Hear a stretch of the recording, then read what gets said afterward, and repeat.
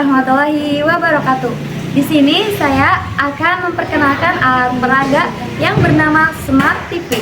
Nah, Smart TV ini berbentuknya seperti televisi. Tampilan di dalamnya itu materi-materi pelajaran dalam bentuk PowerPoint versi cetak.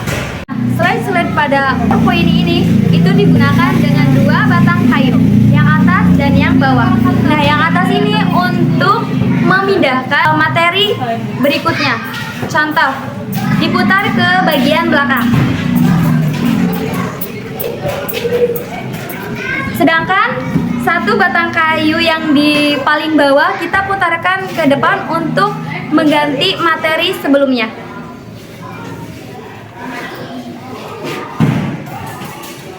Nah, ini seperti halnya kita menggantikan tayangan pada televisi. Nah, tujuan pembuatan alat peraga ini yang pertama untuk proses pembelajaran supaya menarik dan inovatif.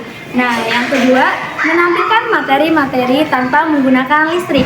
Nah, yang ketiga ini melatih kreativitas dengan memanfaatkan bahan-bahan yang sederhana supaya alat peraga ini lebih edukatif. Alat dan bahan yang kita gunakan untuk membuat alat peraga Smart TV ini yang pertama adalah kardus, satu buah kardus. Nah, untuk badan televisi yang kedua yaitu dua batang kayu untuk memutarkan slide pada materi. Nah, yang ketiga itu ada PowerPoint versi cetak. Dan selanjutnya ada sedotan, gunting, pulpen, dan hiasan lainnya. Yang terakhir yaitu kertas silver untuk bingkai pada televisi. Nah, cara penggunaan alat peraga Smart TV ini, yang pertama kita cetak terlebih dahulu materi yang akan kita ajarkan yang sudah digulung dua batang kayu. Nah, kedua kita putarkan pada batang kayu yang paling atas untuk mengganti slide berikutnya.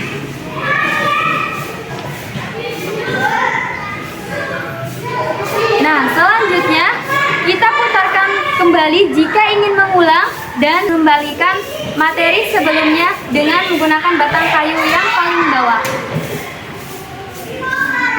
Nah, maka dari itu kalian dapat menggunakan alat peraga ini untuk menjelaskan materi sampai dengan selesai.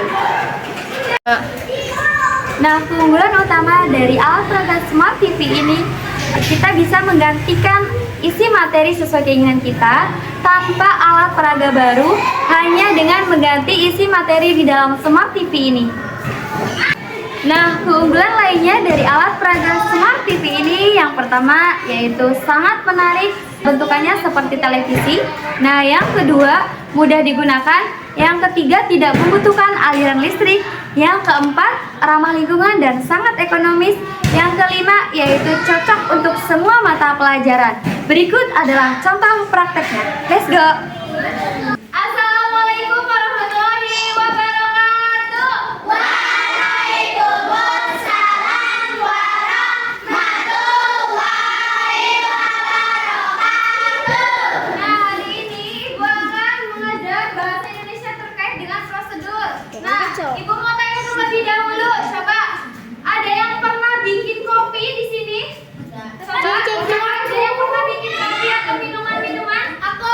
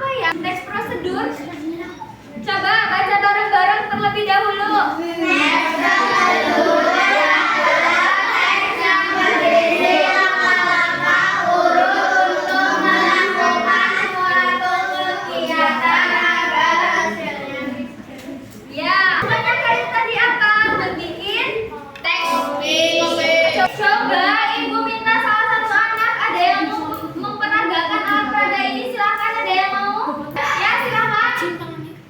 Ini teman-teman bisa memperhatikan ya.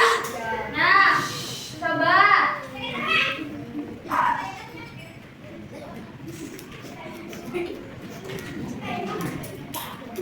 Nah, silakan bacakan materi yang muncul.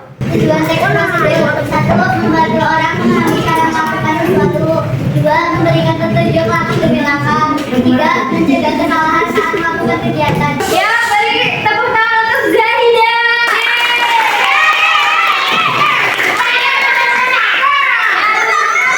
Zahida.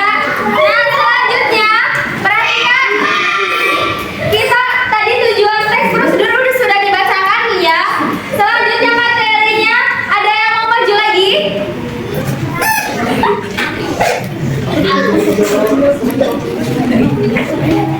Nah, coba bacakan. Ciri-ciri teks prosedur. Satu, menggunakan kata urutan. Dua, menggunakan kata kerja. Tiga, menggunakan kata penghubung. Empat, bisa disertai alat tambahan. Ya, terima kasih. Beri tepuk tangan. Nah, sekarang ibu ya. Nah, tadi kan udah ada yang nyoba. Lanjut ya, tentang struktur teks prosedur. Itu ada berapa? Tiga. Nah, yang pertama apa?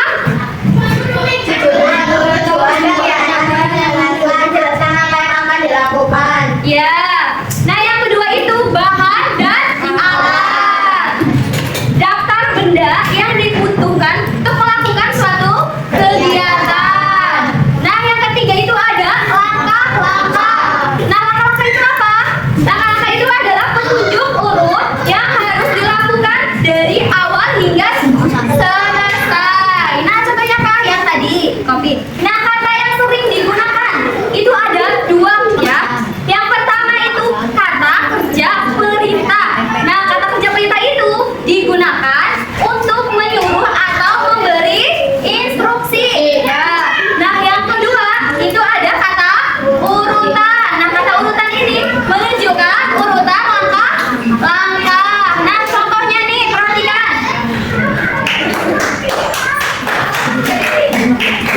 Nah, tadi kan contohnya membuat apa? Membuat kopi. Sedangkan ini cara membuat mie instan. Ada yang pernah masak mie instan di sini? Ya, pernah semua ya pastinya. Nah, kira-kira alat dan bahan untuk membuat mie instan itu apa aja? Satu, ada mie instan. Ya, kalau mau bikin mie instan yang alat dan bahan yang kita butuhkan itu yang pertama kan mie instannya terlebih dahulu ya. Nah, yang kedua air secukupnya. Kalau mau masak mie itu harus apa, pakai mana? Pakai cuci.